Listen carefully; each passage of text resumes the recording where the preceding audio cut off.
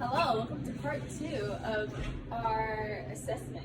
So this assessment that I will be demonstrating how to administer is a waist to hip ratio assessment. Now, waist to hip ratio assessment is a circumference measuring assessment. Not really an assessment, it's just a measurement that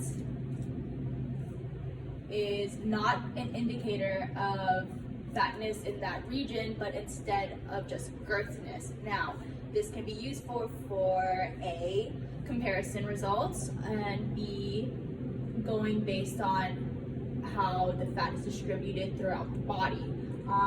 So the reason why measuring your waist to hip ratio is important is because there has been research and studies that have more so inclined or said or proven that an excess amount of fat in the mid region, your midsection, your waist, is linked to cardiovascular disease. And how that relates to your hips is that your hips are part of your bone structure. So it's basically how much fat in the midsection in relation to your bone structure. Now, what you're gonna need is a measuring tape. You can get it at anywhere that sells fabric, the fabric section of Walmart, Joann's, Amazon. So the first thing you're gonna do is, hello, my name is Riley. Nice to meet you. I will be measuring your midsection and your hips. Do I have consent to touch you? Sir. Okay, first things first, explain what's going on and ask for consent. Now, what's going on is that I will be performing a waist to hip ratio where I'm going to be comparing the girth of your waist, the girth of your hips, and then seeing where you fall on that. Now, generally, 0.8 is a limit for women on what's more healthy and what's unhealthy versus 0.95 for men, just because women do have broader hips because hips broaden and hips should be broad to give birth. Biologically, that's the thing. Now, any measuring consent? Yeah, it's okay.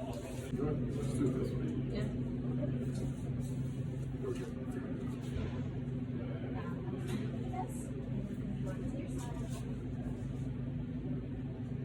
Oh, goodness. Now, if you can just relax your arms, but also does this feel like it's in your waist? What's defined as waist? It's usually, so the waist is usually an inch above your belly button. Or if it's very straight, then it is your belly button. So I would say, oh, wrong way. This is the wrong way. Oh goodness. Everything is straight. Right? Now, you do not want to say the numbers out loud. Some clients could be embarrassed, some clients don't want to know. And generally, if you're also working in an environment where there are other people around, that's also possibly something very personal, how big their waist is or their hips are, and that they don't want other people knowing. If you're going to put this end around you. And notice how I'm having Theo put the tape measure around him. Just because the largest part. Just because you don't want to bear hug someone, especially again if you are with a client that is more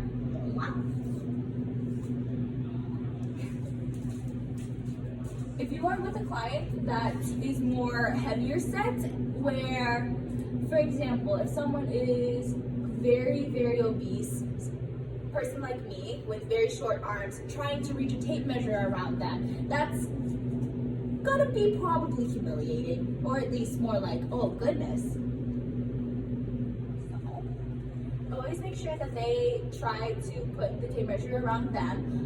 Sometimes if they feel uncomfortable with numbers, you can also use a piece of ribbon and then just cut off the ribbon. Some people do feel more comfortable with that. And then what you're gonna do after you get your measurements is you're going to divide the waist measurement by the hip measurement. So the waist measurement's on top and the hip measurement is on the bottom. Now, I will not be discussing the results, but again, generally for men, 0.95 is a borderline between generally more healthy and generally unhealthy. And and again, it's closer to 1 instead of the female version, which is 0.8, because of the structural differences and the genetic purpose of our bones and everything. Okay, that wraps us up.